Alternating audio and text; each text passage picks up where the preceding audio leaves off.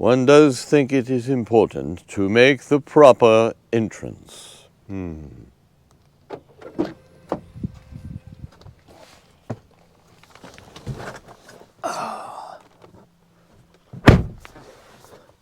Whoa!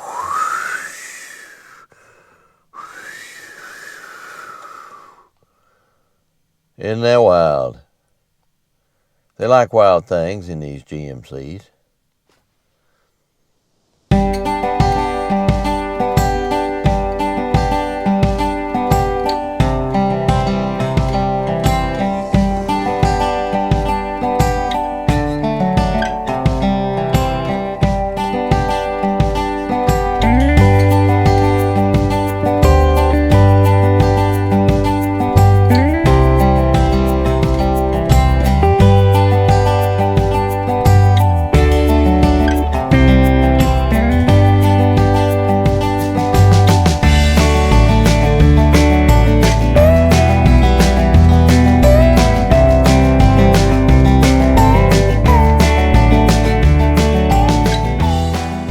Well, here we have an AT4X. Now 4X is a brand, oh wait a minute, we'll delete that, we will not talk about that.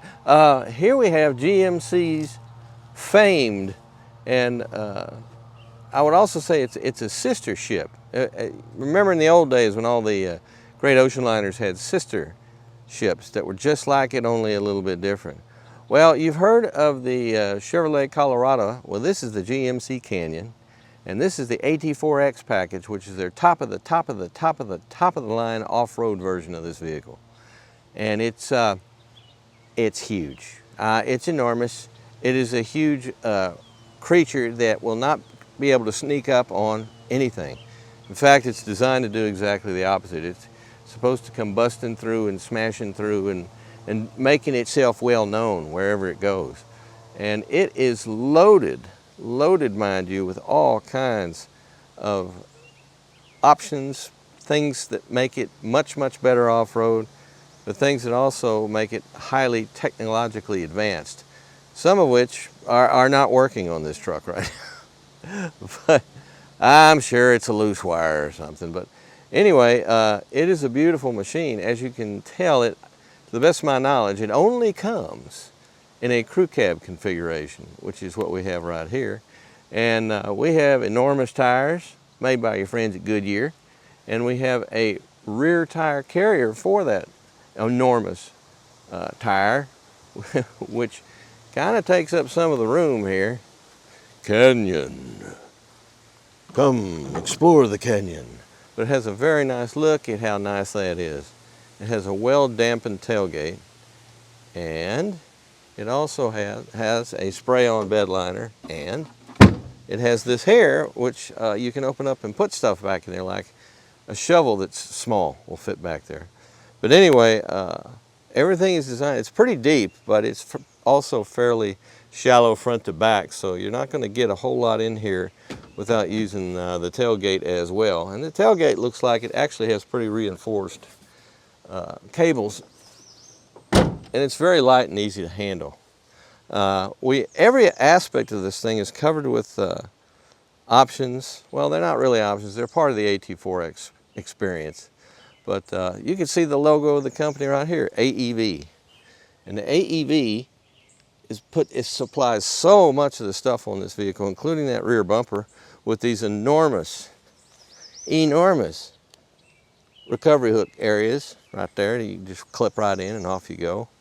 And everything on here is like this. We also have a very special suspension, which I'll go into in depth later, but a very special off-road suspension. Those enormous tires actually have enough room around them in the wheel wells to have a fair amount of articulation. We have these rock braking side protectors here. Rock bars, some people call them. I call them rock braking side protectors. That's me. And naturally we have some fender flares in order to accommodate those huge tires.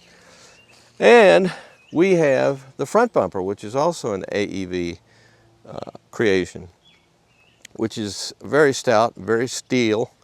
It's no plastic there. And then as you can look down underneath there, we have two really nice red recovery hooks and these wild dampers, also formerly known as shock absorbers, but these are much more complex. These are dampers.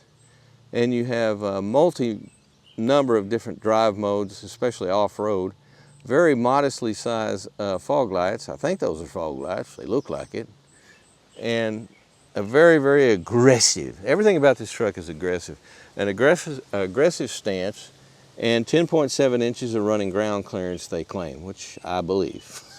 It definitely has a lot of ground clearance. It also has a lot of excellent underbody cladding, which we'll look at much closer later, but I mean, everything's protected. The engine, the transmission, even the rear differential is very well protected. So if you do want to go up climbing over rocks and stuff, this is a vehicle that can easily do that, because it not only will get you there, it will protect itself in the process.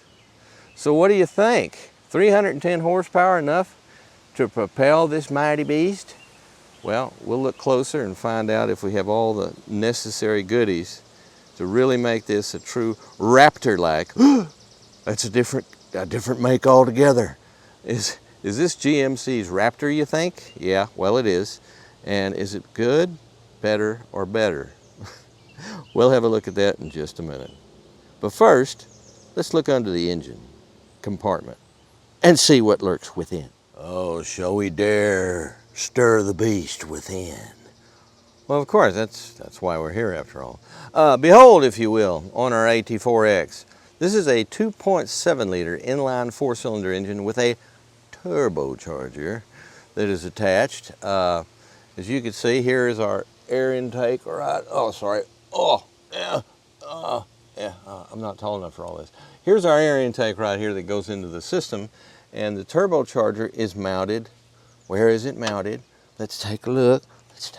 Is it over here? Yes, it is. Down here on the passenger side of the inline 4-cylinder, 2.7 liter, is our turbocharging system, which goes down into an intercooler system, of course, comes back around, and then can be found, there. It can be found coming back in on the intake side of this equation, which is on the driver's side. And there is our very simple when you look at it and think about it, and it does have a fair amount of room around both sides of it, because this is a pretty good sized truck. But this little engine does put out 310 horsepower at 5,600 RPM, and our torque, more important for a truck, 430 pounds of feet at 3,000 RPM. So low, not super low, but that's where they've tuned it, and that's what they've decided to do. As far as it's capable of towing 6,000 pounds according to specifications, and can carry a 1,250 pound payload. Transmission is an 8-speed hydromatic automatic, so it's all pretty straightforward. It's just huge. It's just enormous. It's covered with camera shadows, and it uses 5W30 oil, which is a little unusual. Not really, because in my experience lately, most of the trucks and things are using 020, but this is 530, which is beautiful. Enjoy it, embrace it. The belts and everything, your serpentine belt and everything is in the front of the engine. So this is being longitudinally mounted the way it is, which is 1, 2, 3, 4 cylinders right in here. It's kind of what I would describe as a conventional layout for the engine, because you have the front of the engine where the open part of the crank and everything is. Open part? What is he talking about? Well, that's where you open it up and go inside and fix all the bearings that have blown up, if that happens. And it won't. Not on this truck, it won't. But the fans and everything else, you got a water pump down there. You got if you've been working on vehicles for a long time, like most of your life or something like that, a lot of this is going to be very familiar, which is nice. Because as we all know, things are getting more and more complex. It even has this interesting little engine cover. It's just a little guy, and it's kind of like a hat or a dainty chapeau. Although I would avoid using the term dainty around this thing. As you can see from here, ow, that is the radiator. All the way over to the other side there, this is a big radiator. There's all kinds of cooling going on. And you got to have that when you have a turbocharged engine, both because you have to have an intercooler and you have to have cool the radiator itself. And I'm assuming somewhere down in this array of coolers and heat exchangers, you probably have a cooler for the transmission, especially if you're pulling that 6,000-pound trailer. But once again, 310 horsepower, 430 foot-pounds of torque, and it's mounted pretty high up if you're a short person. But that's not a difficult thing. And we have an easy to access, as you can see, the bright yellow thing right there. You can check your oil. You can pour oil right in the middle of the motor right there. So there's a lot of things about this engine that are wonderfully familiar for people that have been dealing with engines all their life. On the far side, all the way over here through the camera shadows, here's our battery, our 12 volter right there. And as you can see underneath the little chapeau, all kinds of goodies that are associated with helping to regulate the turbo boost that comes into that engine. And all in all, it's a pretty tidy engine compartment and not so excessively smushed together that you're going to have a hard time getting to anything. I imagine, I haven't checked yet, but I imagine you might have to pull the front skid plate in order to change the oil and filter, but maybe not. We'll look under there and see if we can tell. But anyway, that is the powertrain of the AT4X. What a lovely wheel, don't you agree? This would be your GMC Salta, and Salta stands for something. I'll find out, I guess. Salta, maybe it means it's ideal for driving on the beach, these particular wheels, but they look like they have, I don't know if those are real or artificial bead protectors on the outside of this, because there's a lot of companies out there right now that are making ones that look like they have bead protection. I'm talking about this thing right here and this thing right here. Because what you'll do if you'll take this thing off-road, a lot of the times you may want to lower down your air pressure in your tire all the way down to say, oh, I don't know, 16, 18 PSI. Because that'll help your traction situation, and especially good if you're running on the beach. What size these massive Goodyear Territory MTs? Well, these are 315/70 R17 tires. And as you can see, they are enormous. They are so huge and so impressive looking. But they help give this thing all its ground clearance, which is quite substantial. And then your rock breakers on the side there. And I don't know if I mentioned this before, probably not. But you are looking, I can't see because of the sun. There we go. There we go. Let's back up a little bit more. There we are. 131-inch wheelbase right there. So that bed is, I don't know, maybe 5 feet. We'll check on that.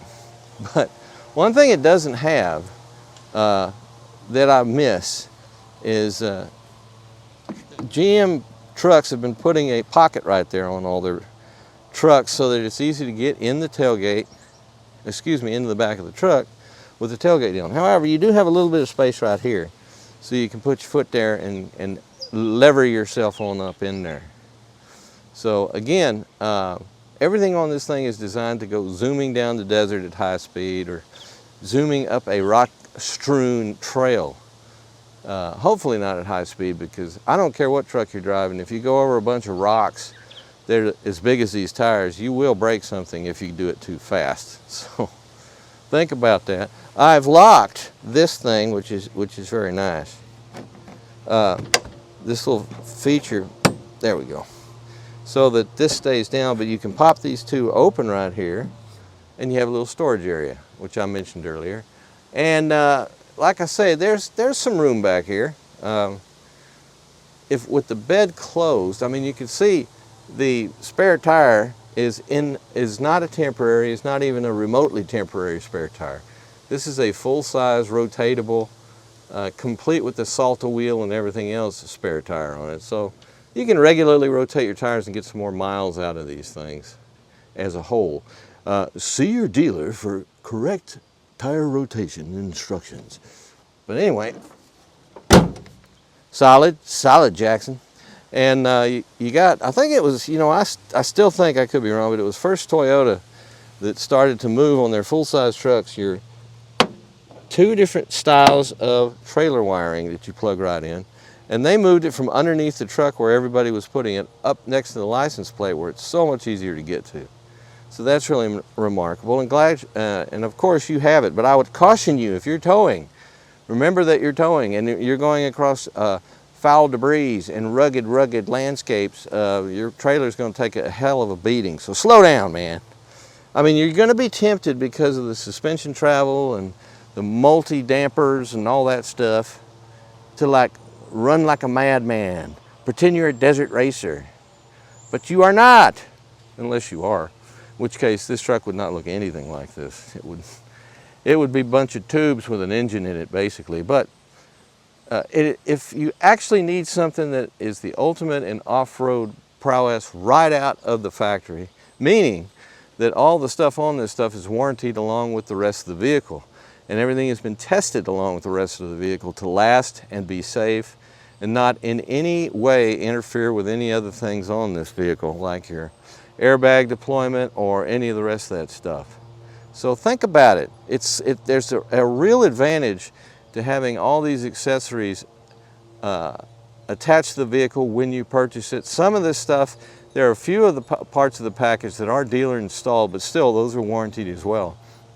But the neat thing about this is most of it is designed at the factory mind you, and put on at the factory so that everything has been tested and is ready to go when you go out and start running over, you know, volcanic substrate and things like that.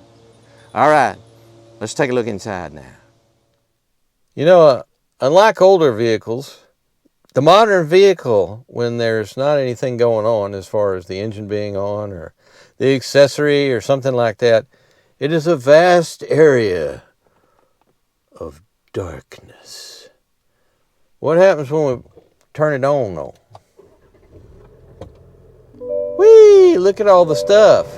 Now, when you first get in it, you actually are treated to a really amazing array of visualness that goes from left to right. I'll see if I can't get to do it, but if you just start it and then stop it and restart it, doesn't do it. It seems to know you're still in the car.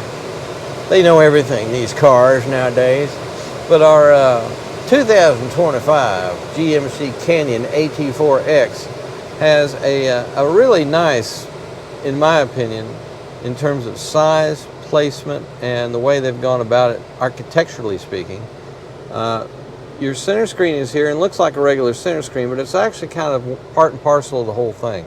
It's kind of like a whole array of stuff that's all in one pod, if you will. This is becoming a GM standard in a lot of their vehicles, and I really like it because it looks good. It looks well integrated, and it's especially nice on this truck, this compact. This thing's as big as a house, this compact truck. First of all, our instrument cluster is interesting. We have a few choices, by the way. This is my favorite. This is the more traditional type of instrument cluster where you have your tachometer, see there, look there on the right side, and then the speedometer on the left side, with a digital insert for those of you who are afeared of them analog things and them needles and stuff. You get a nice little digital display, and you may have grown up with that, so what the heck. Now here's another display. It shows you the map. It shows you to the lower left we have our digital speedometer, but that's pretty much it. You have a lot of the key information remains the same, including, for example, whether or not in two-wheel drive or four-wheel drive, and whether or not differentials are locked or unlocked. That's always there. Then they have popped down the temperature gauge, which on a day like today, as you can see, it's 90 degrees and about 175% humidity. It's nasty out. The deer flies seem to love it, which I don't love them. But we don't have a whole lot left in terms of instrumentation at this time, but you have what you need. You have your fuel gauge and your temperature gauge. That's the most important stuff. So what else? Is there another? There's this one here. Now, look at that. Look at that wild type of tachometer. Look at that. It's on the left-hand side instead of the right-hand side. And on the right-hand side, you have a G meter. And then you can also, by the way, this is an access system that is always present for your radio. And then you can also look at other, come on, stop it. There we go. I'm surprised you can't thought there was something else here. Our steering angle is 0. Our transfer case is at 2-wheel drive. How do I know all this? It just told me that. A lot of these are directly related to your driving modes. Right now, look at, you can see from the little graphic, I think you can see that fairly clearly, that the front and rear differentials are unlocked. They're real proud of their locking differentials on this vehicle, and why not? And you have a beautiful compass on there that seems to be pretty accurate. You have pitch and roll meters. This would definitely be your off-road selection. And what else do we have here? There's my favorite, and then there's this, and then there's multifunctional whatever, which has, you know, you have 3 basic choices is what you can do. Now let me engage the mode situation here. This is our main screen. Is we were on normal, which is this, and then we went to off-road, and then we went to tow haul, and then we go to terrain. Oops, just jumped right off of terrain there. Why did it do that? A Baja mode reduces electronic stability control. So you know you need no you got to be loose when you're in Baja. Just you know, get rid of your control, and that's pretty much it for your mode situation. Now, one thing I have not been able to find or determine, and that is whether or not we have a crawl control. Near as I can tell, there is no crawl control on this vehicle. I'll get into the selection of automatic versus manual 4-wheel drive in just a minute, but bottom line here is you have a very, very nice display if you are into such things, like lots of graphic choices that you wish you had but don't. A lot of people like to have their navigation right in front of them like that. That's a really good one, actually. And this one is like the sporty high performance, even though there is no sport mode that I can determine on this thing. So, you know, you got to figure all these things out. And this is definitely our off-road deal with our pitch and our roll and everything. So that's what you have, but are they mode dependent? It does not appear that they are, and that's probably due to the fact that I haven't selected. If I select this, there, traction control, this is your main menu, by the way. And we have a heads-up display, which I've turned off. I can turn it on now. And I see nothing. I see no heads-up display. Select to turn on the, well, I just did. Huh.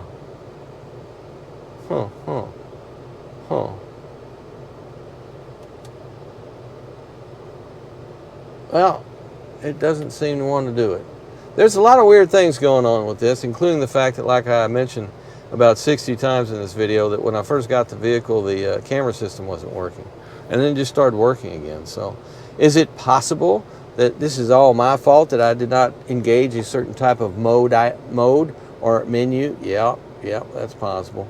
You have multi-sections you can ride with, and this is our, off-road. Let's look there. Here's everything we were just looking at. We have our PSIs here. We have our pitch and roll. And if you hit the camera button, we have our cameras. So, there's a dog right there. See that dog? That dog is right there. And what else do we have? We could look down, I believe, that is directly in front looking down. Kind of strange, isn't it? And these are our side mounts right there. This is what I was looking at before. What about the back side? Yeah, you can see the tail end. This is good if you have a trailer hitch. You can look directly down on the trailer hitch, which is very helpful. And here, there's no trailer hooked up, so it won't let me look at that. What else? What else? This is a good one because you could look at front or back, which is very, very convenient. This camera system is indispensable, in my opinion, when you're doing off-road work. As you'll see during this video when I turn around on a very tight trail, it comes in handy and keeps you out of the body shop. And these are things that you should do. You should not go to the body shop if not necessary. Even though they're very nice at the body shop, and they'll fix anything. You know, you can bring in a crumpled vehicle and they'll uncrumple it. But all in all, that is one of the best tools on this vehicle. And this has been true of all GMC and General Motors pickups for the last, 3 or 4 years. They've come out with some really excellent camera placements that can be very, very helpful for you. make life easier in general, and to try to compensate for all the things that make life harder in a lot of these newer cars, including menus. Menus will destroy all things. We have, what else do we have up there that might interest you? Well, to get to the lights, incidentally, I'm seeing this more and more. Over here on the left-hand side, instead of the right, there is no stalk on the right-hand side. Instead, on the turn signal stalk is where we have our controls for our windshield wipers here. And to wash, you push that, and there we are. But if you want to turn the lights on and off or change them, you got to go over to the main menu and press that button right there. And there's off automatic parking lights, or it doesn't stay up very long now, does it? And there's regular headlights, as far as not being the type that will, damn it, put it on automatic. And that will in fact be the mode you'll leave it on, because it'll turn them on when it gets dark, turn them off when the light is sufficient. As far as an automatic system to dim the lights, I don't know. I haven't, there's so much on this truck I've had a hard time finding, including, and it's a really big deal. This is their ultimate off-road compact pickup, and yet, like I say, as near as I can tell, there is no crawl control. Everybody else has some form of crawl control. This one does not. And I'm not real sure why they've decided to do that. But anyhow, coming back over here, we have an integrated trailer control that's all the way down here on the left side, that you can plus and minus it. And kind of a weird placement. It's not horrific or anything like that, but I'm surprised they didn't put it over here where people used to usually have their trailer brakes. But left side, this is all our adaptive cruise control controls, where you can adjust the distance, and there is no, near as I can tell, any kind of lane discipline that you can use automatically. In other words, something that traces the lane or just keeps the vehicle in the center of the lane while you're driving it. In some cases, with even more sophisticated systems, you can hit the turn signal and it'll change lanes for you without you touching anything. It'll steer the vehicle to do that. This does not have that. I don't know if that's a possible option. I don't know if it's capable of being put on this vehicle. I'm assuming it is. I'm assuming it has electric power steering, because that's critical. I'll go over that later. But anyway, so this is the main section here. This is if you want to talk to the car, which I don't. We have a heated steering wheel. And this is the menu selection that I was going back and forth here.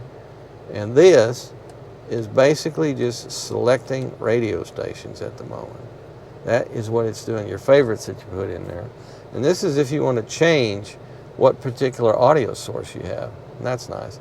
We have USBs on this thing, of course, both USB-C and USB-A, which is great. I love that. Love to see that. Anyway, let's move on over to our main screen. You're familiar with it already. We also have a very good navigation screen. It's got your 3D, got your HD. It is tied in with Gurgle. If you're into Gurgle, I'm not personally, but I have problems with the Google. I use other things, typically, especially mapping software. I use other stuff. But that's, you know, if you like Google, there you go. It's right there for you. It can find things for you and everything else. All in all, it's got about an average interface, but works well. Now here, I wonder if we, traffic, route options, offline maps. Offline maps, what a concept. So anyway, that is our navigation side, and this is of course our audio side, and we have a very, you can't miss the fact that it's a Bose sound system. Yeah, I wonder why my heads-up display wouldn't come back on. I turned it off when the vehicle got here, and I can't reactivate it. That's fine with me, but what if it's you? What if you want your heads-up display? I don't know what's going on. Look here. Look here, down here, that's enough for you, our main screen, which is very, very clear and easy to read map-wise. Here we have seat ventilation. Woo! It's 90 degrees, let's turn it all the way on. What the heck? Then you got heated seats, got one on both sides there. Then you have your typical, your auto mode, your maximum defrosting modes, fan speeds, recirculation, AC, and sync between the two sides. Very, very conventional and very easy to access. You don't have to go through a bunch of menus in order to find your heating, ventilation, and air conditioning. So that's good. Dropping down further, here is what they're so proud of: your rear and your front locking differentials. Vehicle has to be in low, of course, four-wheel drive low. So this is turning on and off your engine start-stop. Here's your hazard, which is so dark it's actually difficult to see. Once you know where it's at, you're fine. But wait a minute, I've been telling a lie. What's this? We do have a way of steering the car. Now, why is it all the way down here? Boy, I go on at length when I'm driving that it doesn't have it, and there it is. I'm going to have to see if that'll work. So if I activate this, there we go. I'll test that out and see what we have and see if it'll steer itself. That's very interesting. You can put all the windows down at once with this button. Watch this. Whee! Oops, sorry. Look at there. Isn't that interesting? I don't have any idea why it does that. But in order to put them back up, you can't retoggle that switch. You have to manually put them all back up. So this is one of those things that just makes zero sense to me, but there you go. Hello. So that's that switch there. We have an auxiliary switch here, which I'm sure you can wire up something like some huge off-road lights or whatever pleases you. I mentioned before, here's our USB-C and A ports. Here's where you put your cell phone for charging activity, and here is our shifter, which is a nice mechanical shifter. Very easy to deal with. You can manually shift it too, by the way. If it's in drive, you can use this thing right here. It's now showing me I'm on what mode? What mode am I on? Tow and haul? Yeah, see, because underneath here, normal gets nothing. Off-road that's off-road, the little mountainy thing right there. And then, if you want to do something else, like tow haul, there's your little trailer. Those are your modes. Welcome them. And there's also a Baja mode, as we mentioned before, which I guess is it automatically puts sand inside your cab or something. I'm not real sure what it does, to tell you the truth. Here's our selector for our drive modes, and our automatic two-wheel drive high, which is what we're set on now, four-wheel drive high, and then four low. And you put it in four low, and that gives you access to the ability. First of all, you got to do what you got. Always at first put it in four-wheel high. Ding, we are in four-wheel high. Now you got to put it in neutral and hit that, and we will now go into four-wheel drive low. It's blinking, it's blinking, it's blinking. Traction control is off, and it's locked in four-wheel drive low. Now, can I lock the differential in the back? Press the button. It's blinking. Forward collision system is now unavailable, but our rear differential is locked. And if I want to lock the front too, it's interesting. You have either rear or both. It doesn't have like a rear and front. So let's do both. Let's lock up everything. Now we are completely locked up. Four-wheel drive low and front and rear differentials are locked. So we'll get rid of that, and we'll go back to four high.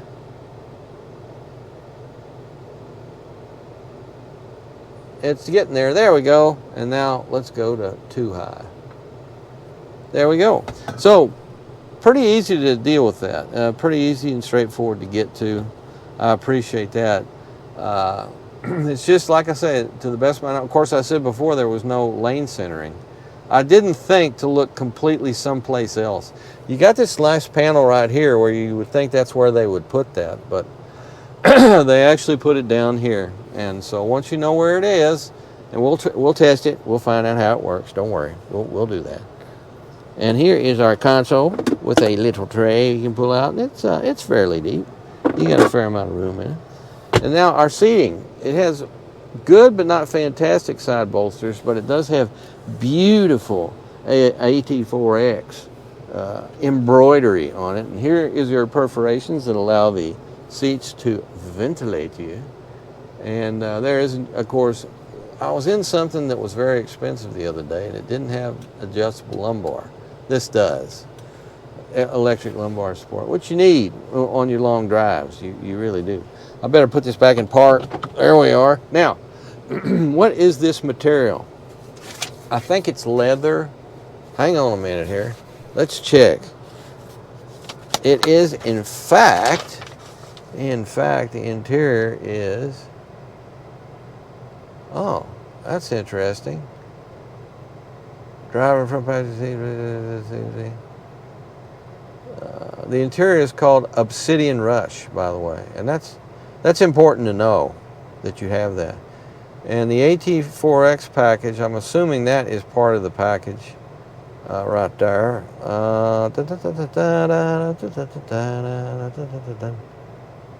Well, I'm going to call it leather.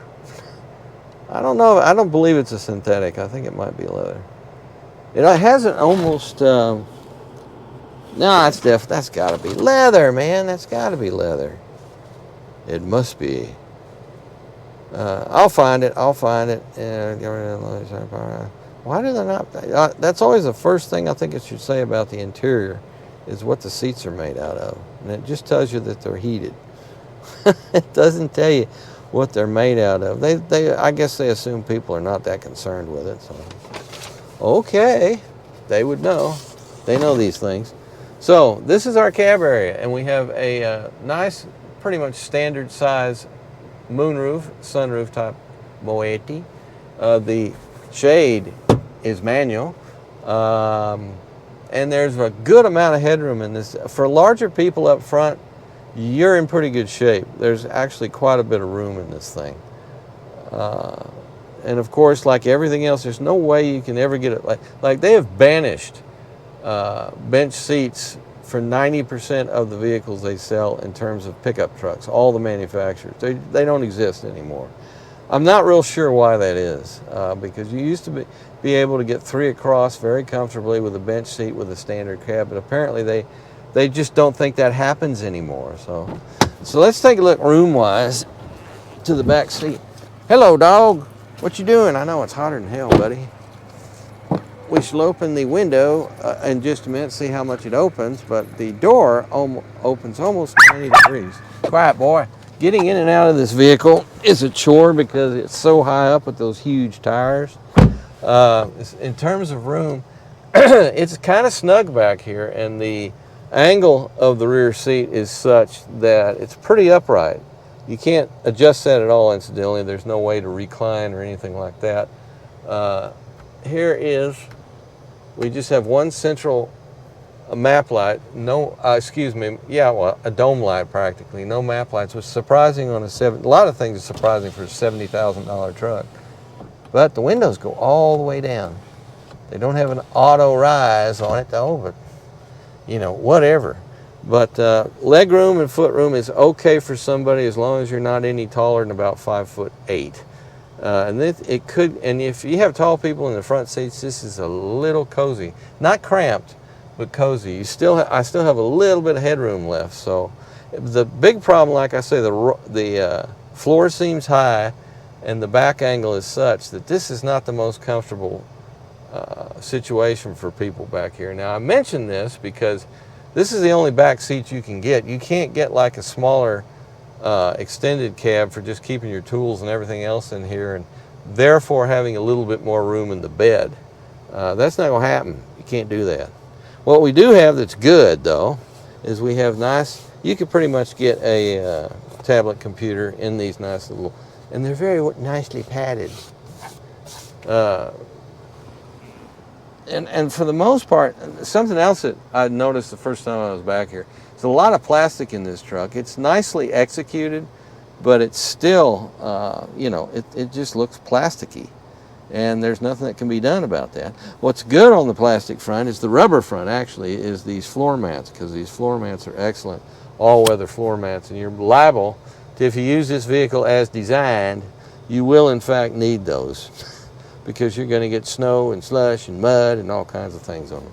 You got a USB-C and a USB-A. If you have 2 kids back here, and they want to plug it, both want to plug in their devices, and they only have USB-C, there could be conflict. Just telling you. Now, how about our we have a very nice armrest at a high angle, and it makes everything better back here. It's actually a very good armrest. It's got a couple cup holders on it. But again, this thing is, for lack of a better term, cozy. Not cramped, cozy. And at least you have these handholds to get you in and out. The driver has nothing but the steering wheel to haul them in. There is nothing on the A-pillar. There's nothing overhead, the A-pillar right there, nothing there. And I don't get that, to tell you the truth, for a vehicle that I mean, I'm not a 21-year-old athlete, but at the same time, it's a chore to get into this thing when it really doesn't have to be. But that's part of, you know, I'm supposed that GMC has options that are in running board department that are different from the rock sliders, if you don't really need the rock sliders. And you shouldn't need them unless, I don't know where you'd be going with something with this much ground clearance, where you'd absolutely have to have rock sliders unless you're deliberately going somewhere you want to. Oh, incidentally, I wanted to show you something. This spray-on bed liner is beautiful, but one of the things about this bed that's great is it's traditional. It's not, quiet boy. Shh. It's not made of aluminum. It's not a composite. Oh, yeah. It's made of steel. And it would have so much room in it without this guy. This tire is beautiful. It's a lovely tire, but it's in the way. That's all I got to say about that. It's in the way. So therefore, that's pretty much the way we have it. Let me show you here. See, I gotta swing this up here and grab a steering wheel. Yeah. See, it's not impossible to get in this vehicle, but at the same time, it's a lot more difficult than it needs to be. Why don't they have one of these like that right there? You know, for years the Toyota Tundra didn't have one there. Now I believe they do, if I remember right. They did something that everybody's been screaming about for years, and they took care of it. So, all right, that is the adventure that is our interior. I hope you have enjoyed our adventure in the interior. Since I now found the lane centering stuff, which means that yes, it does have electric power steering. Now that I've found that, no telling, I'll somehow come across the crawl control that it really doesn't have.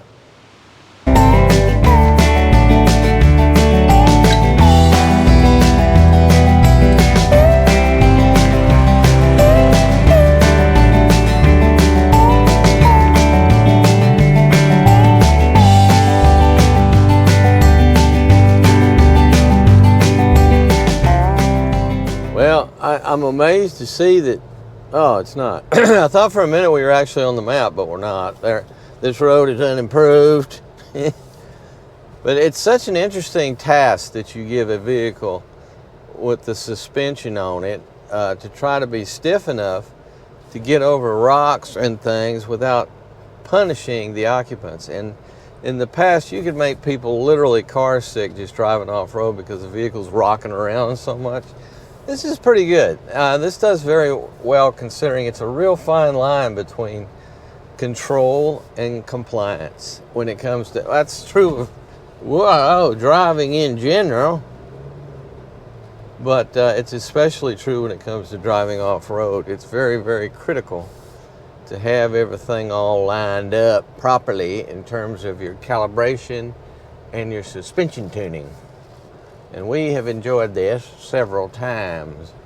I like driving off-road, it's plenty of fun, don't you know?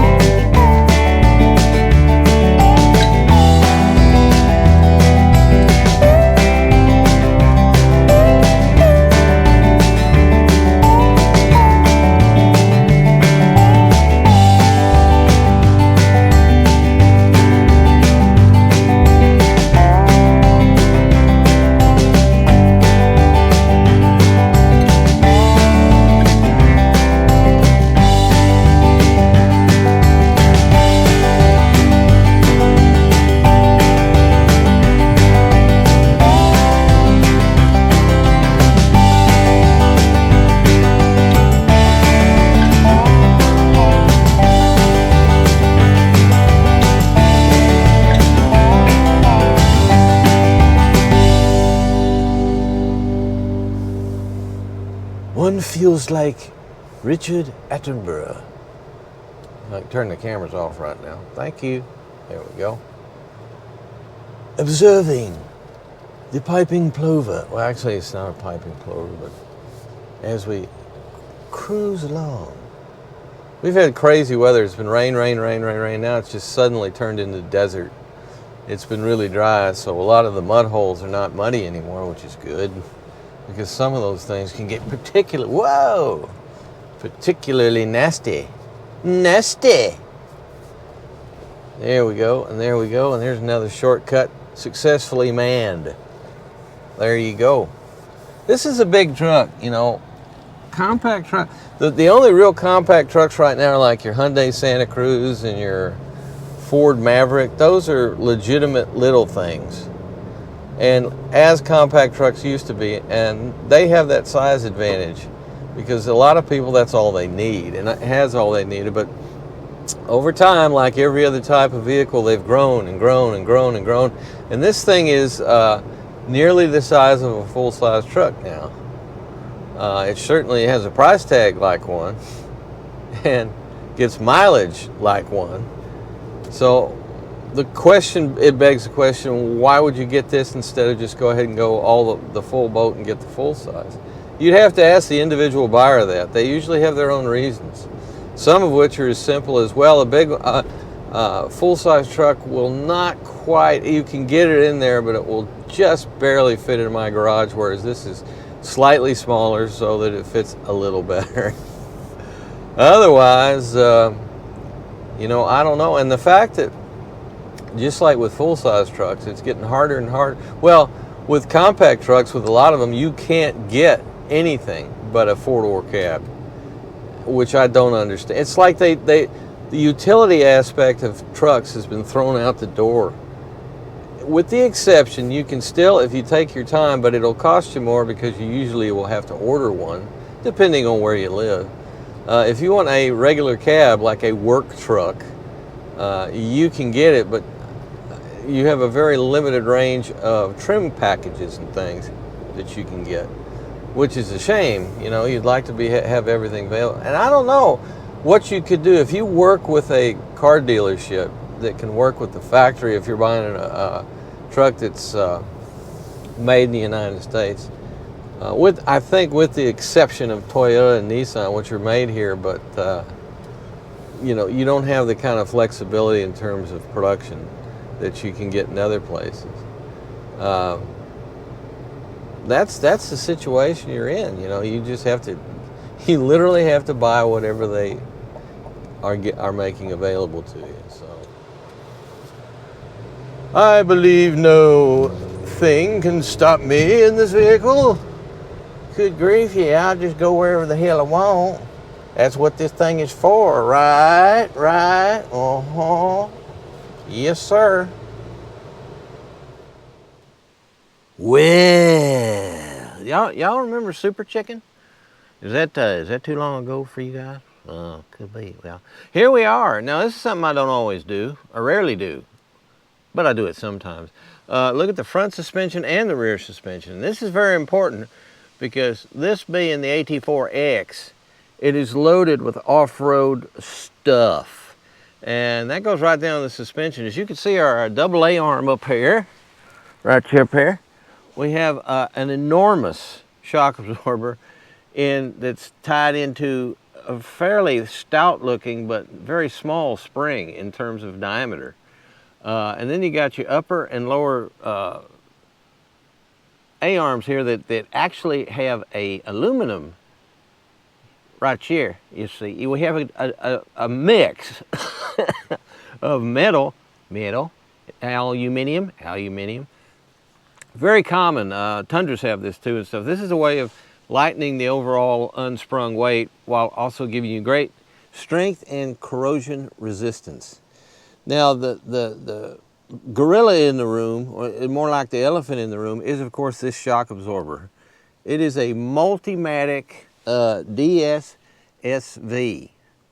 and that's made by the DSSV. But here you have your male figure here, which everybody that drives one of these trucks think they look like that, even the women.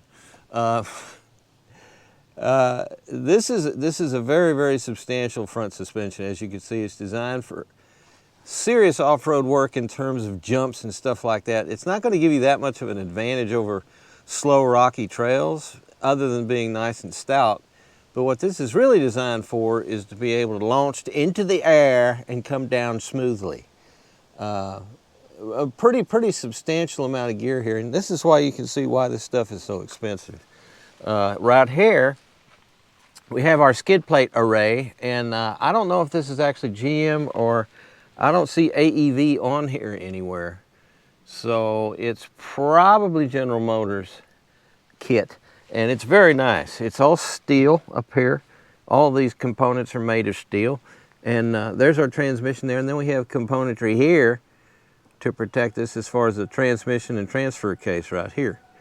And as you can see down there, we got first of all, you can see from here our fully boxed frame. More on that in a moment. And a good sized drive shaft, and we have lots of armor in the bottom, including a differential cover right there. We'll get to that when we get to the rear end. But as you can see, very, very well protected. I can look up in here and I can see all these cooling devices. And matter of fact, this right here, this moves. So depending on, it's a flap that'll close during colder conditions and open during warmer ones to help maintain your proper engine temperature. These skid plates look like they would be fairly easy to take off in terms of when you need to service the engine. I'm not real sure where the oil filter is. I don't see it. But anyhow, it's all about the stout, and it's all about protection, because we do have excellent skid plate protection. We have excellent ground clearance thanks to these ginormous tires that they got on here. And then we also have our recovery hooks here that look really stout. They're painted red to excite you, but they plug right into the frame there. So these look like they could definitely pull this vehicle out. And probably something that's a little heavier than this without too much difficulty. They're very well made. Again, and this bumper here, of course, is another one of your AEV, American expeditionary vehicles or whatever. I'll put it at the bottom of the screen. But that's the #1 supplier of what we would normally consider aftermarket parts on this vehicle. But they're not aftermarket when they're put on the truck at the factory and you buy it from the dealer this way. It's really no longer aftermarket. It is now part of the whole package. And so they've put a lot of trust into the AEV people to make stuff that's going to last and meet all the criteria. It has to meet crash testing, sensor deployment, and stuff like that. That's all part of this. So 1, 2, 3, 4, 5. 5 bolts to take out. Now imagine if you were to drop this thing, you would see, let's look underneath there. You say, oh, that's our intercooler, I think. Could be a transmission cooler. But you can get access to change the oil filter and everything else, which is critical that you do that on these turbocharged engines, by the way. You don't want to not do that. You got to do that. And what else can I tell you? The drive shafts look pretty stout. You can't hardly see them because of the enormous remote reservoir on our Multimatic DSSV unit. So anyway, there you go. Very, very well made, very substantial. You can decide yourself if you couldn't buy a 4-wheel drive version like just an AT4 or just a 4-wheel drive version of the truck and do your own stuff here and do it and end up with a cost-effective situation, because like I say, this is a $70,000 truck. And you can certainly see where the money goes, but you have to just ask yourself, do you want to spend that kind of money? Incidentally, while we're underneath there, you can look up there and you can see a variety of things. We have our very small and yet, I would say, attractive fog lights, which I think you have to go through the center screen in order to turn those on and off. There does not seem to be a dedicated switch to do that. I'm trying to find, what am I looking for? Oh, it don't matter. You're not interested in that. But if you look up here, there, you can see our one of our trail cameras, which looks down to the front and is now working. It wasn't working earlier, it's working now. And so there you go. That's the front Let's take a look at the back. Welcome to the Outback, the out rear suspension system of our DSSV equipped AT4X. Chevy Colorado? No. GMC Canyon. Now, we have conventional, as near as I can tell, all steel leaf springs, which warms my heart because I much prefer these to coil springs on a pickup that you actually haul stuff with. I just think leaf springs are the way to go with this stuff. Here is our differential. I'll put that, I believe it's a 342. I'll put that at the bottom of the screen though. But look at all the neat stuff here. Now, first of all, this shock absorber, this DSSV shock, is really long. And it reaches down here to the lower part of the shackle mount thing. And this is interesting. We have these little protectors for and it's already in conduit, but all these wires and things like this are doubly protected as you look through here. But again, it's a conventional, regular leaf spring rear suspension, and all it is a live axle. And then we have the leaf spring pack, and that's the only thing that locates it, and it's located up here and right there. And that's it. I mean, very, very simple, which I really like on trucks as opposed to a multi-link setup with coil springs and control arms and everything else. It's just simpler. I mean, that's one of the things I like the most about it. It's just simple. It's not like your multi-link control arms are going to break and you have to replace all those bushings. Or are you? At some point. So that's pretty cool. I mean, it makes me happy to see this. This right here, this is our steel. It runs all the way up to where the drive shaft goes into the differential. But that's to protect your differential from rocks and things like that. Now, if you can tell, this thing is already about 16 feet up in the air anyway. It's got a lot of ground clearance. And you can clearly see the fully boxed frame. More on the frame is what I said earlier. I'm not a real fan of what's happened to pickup truck frames, and here's why. What they've done is, all in an effort to reduce weight, while at the same time they can say the frame is stiffer, they box everything in, and everything's boxed, and it's made of a lighter gauge metal than it was before, but it's very strong because it's a box. My Uncle Ray, who used to work for McDonnell Douglas, in fact, he worked on the DC-10 program, used to tell me you can make a structure so solid if you just turn it into a box. And that's true, and that's great, but with pickups, there's an extra problem if you live in the Northeast, and that is, there's a drain hole there, and there's one way up here, but most of this here, you would think, well, nothing's going to get in there, no salt or road melting chemicals, or any of that stuff's going to get in there, but it finds its way in, and what it does is it rusts from the inside out. Now, back in the day, when we had open C-channel, or my favorite frame, which was the Toyota Triple Tech frame, which they got away with and just put a box frame on it. When you have open C-channel and double open C-channel, you can just rinse that out at a car wash. You can rinse all the salt and crap out of there, and that greatly increases the longevity of the frame in terms of rust. These box frames don't do that, and there's all kinds of things that people do up here. They get what's it called, HydroFlow or something like that. It's a product name that they put in here, and wax and all kinds of stuff, and it tends to help. It looks like it definitely helps to a point, but overall the main engineering design is such that they've just left the open C-channel frame behind, and they're always bragging about a fully boxed frame. Well, in a lot of cases, they're not bragging as much as they used to, because people in the north, any place in the snow belt or across the United States, people are starting to get lots of rust issues. In some other areas where it's not even snowy, it's just you're near salt water and high humidity places like that and stuff, they do get some rust in there. Now, if you're only going to keep your truck about 4 or 5 years, you don't even have to think about this. But if you're one of these old codgers like me, I like to keep things a good long time, you want to keep a truck at least 20 years. You should be able to, but that's getting harder and harder to do because of the rust issue. So that's my statement on the frame. Otherwise, it's quite stout, it's quite strong. It's lovely to gaze upon when it's new like here.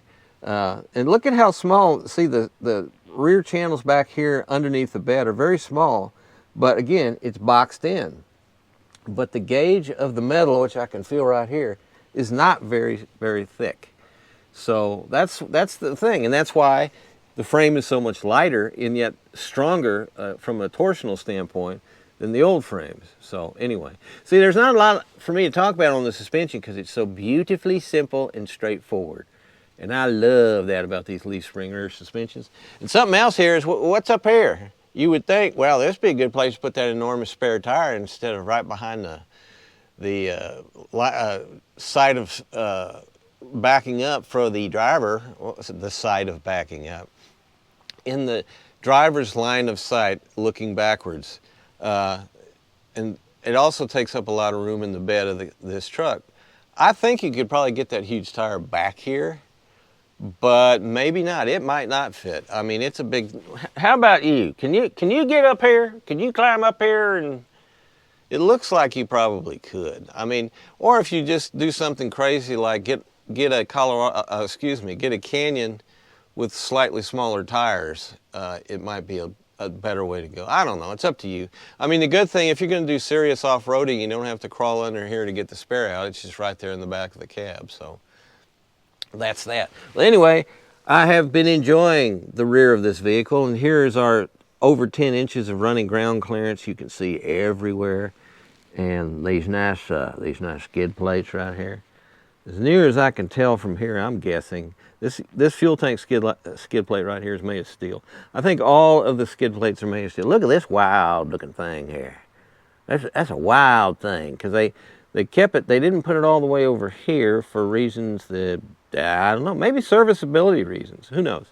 But there you go. And that is the rear suspension of our 2025 GMC Canyon AT4X. Here is our Multimatic DSSV, and as you can clearly see on this one, here's your bodybuilder guy right there. So, you know, that's what you pay for. You pay for this stuff. Well, there you have it. Look at all the stuff. There's a lot of stuff on this truck. Our 2025 Canyon four-wheel drive AT4 crew cab has a suggested retail price of $45,700, but once you tack on all the extras, including the $10,000, you heard me correct, that's what it costs, AT4X AEV edition price, our total came to $70,350. So if you need, you know, we used to call it backpacking, now we call it overlanding. And if you need a vehicle that can do that, see, it's called overlanding because you can take your, most of your domicile along with you. A very, very stout machine, this truck, and overall it's a nice balance, because I think the engine is up to the task and the suspension is certainly up at the task without being too punishing, and then you've got all this excellent aftermarket style stuff on it that is warranted by GMC and some of the best stuff out there. So you guys be careful. If you drive off-road, tread lightly. We'll see you next time. Whatever the tube tells you, you dress like the tube, you eat like the tube, you raise your children like the tube, you even think like the tube. This is mass madness, you maniacs. In God's name, you people are the real thing. We are the illusion.